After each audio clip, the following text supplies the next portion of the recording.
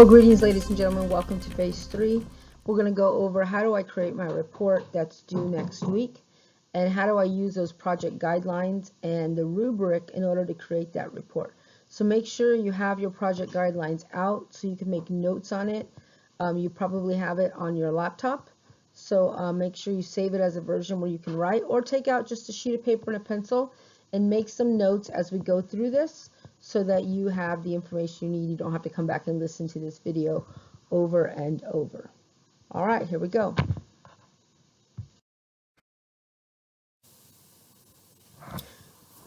All right, ladies and gentlemen, we are beginning week 3 of your project. Week 3, let's see, week 1 is when you got your approval. You did your internet research and sent me your ideas, and all of those have been approved, or you've gotten feedback for those of you who need to make changes. You need to get on that if you're still waiting to do that. Phase 2 was to practice. So hopefully you did some practice runs with your demonstration to make sure you get all the kinks worked out and that it is working. And if there's problems with that you've contacted me, and we're working through those so we can get your demonstration to work. That happened this last week. If you are still practicing, you need to get that done in the next day or two, because we're not going to be talking about that anymore by the end of this week. So documenting. This is when you want to do your demo and you know your safety and you know your chemistry, so that as you do the demo, you are actually talking about, during the video recording, you are talking about what is the chemistry and what is the safety.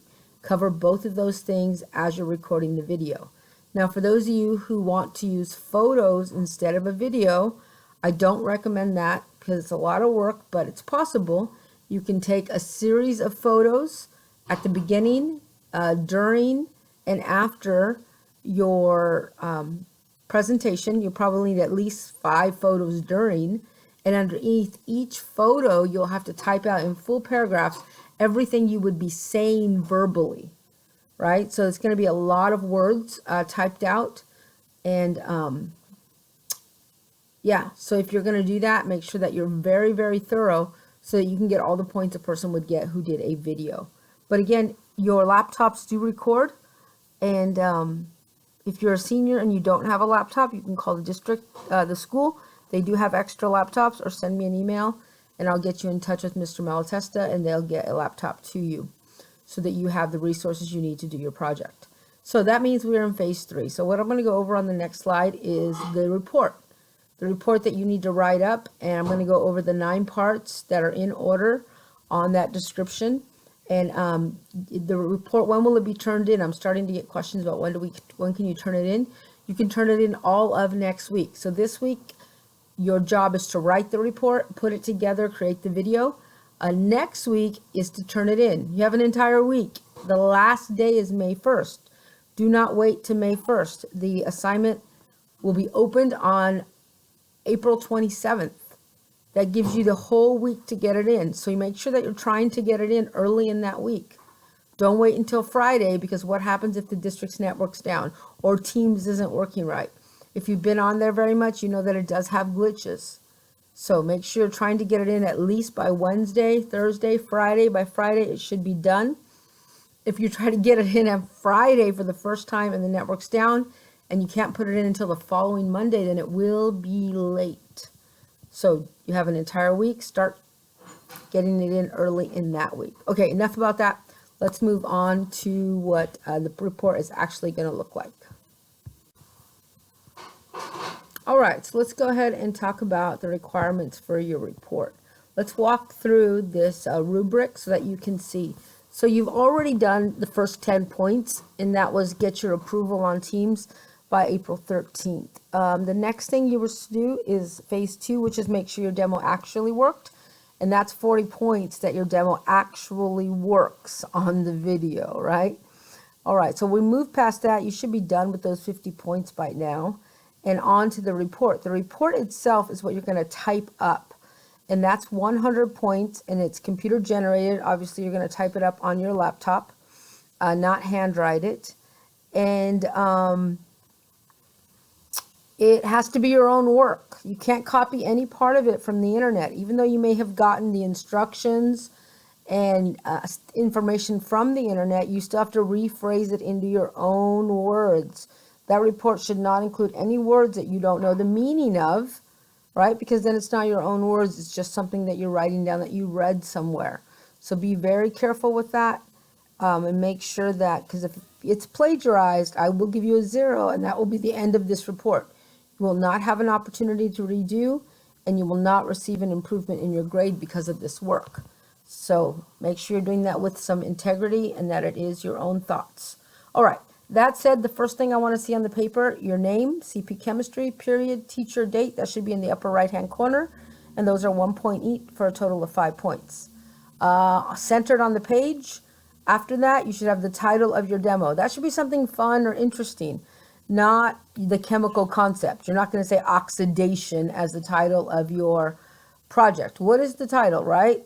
Exploding balloon, right? Growing peeps, like marshmallow, giant marshmallow, something fun. And then underneath that, in the center, is your chemical concept. So maybe it is Boyle's law or Charles' law or Avogadro's law. Maybe it is density and polarity, oxidation and reduction, catalyst, activation energy. Whatever happens to be your concept, that would go underneath your title. So your title is something fun, and then your concept is the actual thing you're trying to teach us by showing us something fun. The purpose, right? So your purpose is just a 1-sentence statement, just like during lab, showing how does this demo show your chemistry concept, right? So you might say something like, by expanding PEEP will show that an increase in temperature causes gases to expand, right? If you were putting a PEEP from the Easter bunny, from Easter, into a warm environment like a microwave or something, you would see that it would expand, right? Because temperature increases volume. But you wouldn't say all that in this 1 sentence.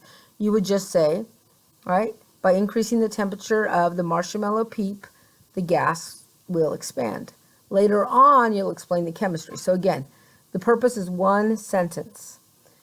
Safety, list all the possible safety concerns here, whether they're big or small. Every experiment has some safety concerns. You might say, well, I have all plastic and I have no safety. But if you're dealing with alcohol, is it safe to pour alcohol in your eyes or drink it? No.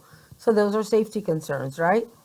If you're dealing with a microwave, like I talked about with the PEEPs, you would be like, no metal in the microwave, right? Be careful with that. So everything has some kind of safety. So make sure you have safety. If you have no safety, that's 10 points are gone. So be careful with that. And then you're going to do a T-chart, just like we would do in class. One side is the chemicals, one side is the equipment, and you're going to list every single thing you need to use, whether it's a cup, a spoon, some water, food coloring, a bowl, a plate, whatever it is that you're going to use, make sure you've listed it there. And then you're going to write out your procedure. Your procedure needs to be in detail, every step listed, not summarized, so that if somebody else were to follow your procedure, they would be able to do your experiment without making any mistakes. And that should be numbered. Procedure step number 1, number 2, number 3, number 4, however many steps it takes. Don't summarize, be detailed. And then number 8 is the chemistry. Now notice this is 30 points. This is where you are typing out in paragraph style, in detail, what is the chemical concept and how your demo makes your concept easier to understand. So this is where you're going to be technical. This is where you're going to be using the words, the right laws, the right chemical concepts.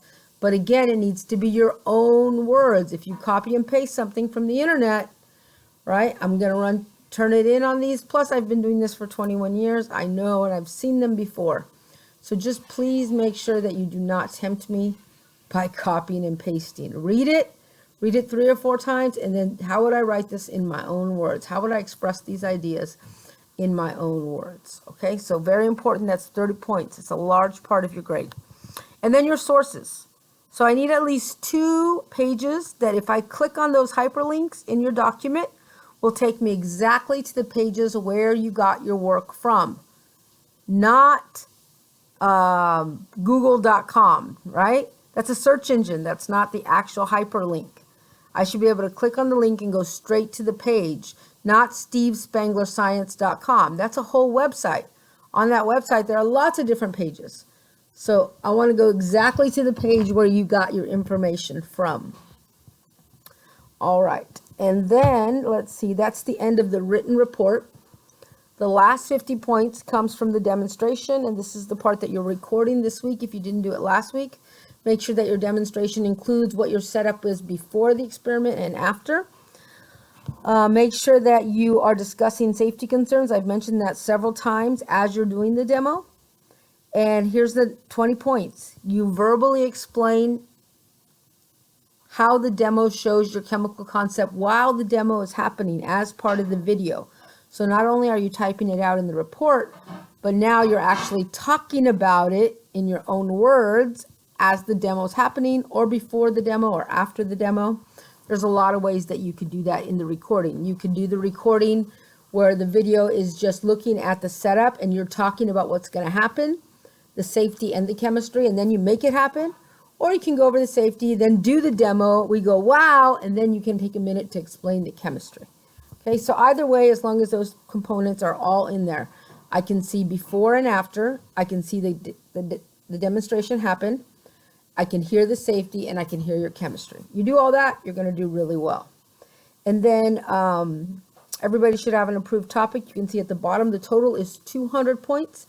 And on this rubric, you can see exactly where each of those points come from. So there should be no surprise. You should know exactly what your score is, even before you turn it in, because you've gone through and you've checked that you've done each one of these. You got lots of time. You got all this week, and then you got all next week, at least to get it in. If you need a few days to still work on it next week, you have that. So for those of you who are procrastinators, don't wait till the last minute and get stuck and end up having to turn it in late because you don't have internet next week on Thursday or Friday or something crazy like that.